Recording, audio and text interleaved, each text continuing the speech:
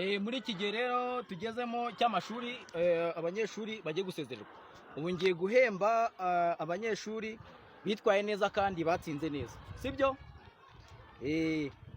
Ndashaka guhera ku wa nyuma noneho rero wagize amanota ya nyuma. Bruce Melody itaye iwacu. Ye baba we, wowe biri kuririmba birabe ngo by'ibinyafu. Fata biroti yawe, fata se, fata.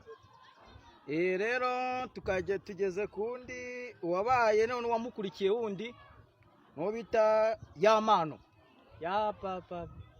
Haba nawe itonda wigize umuntu wa danje gusa bita nawe fata.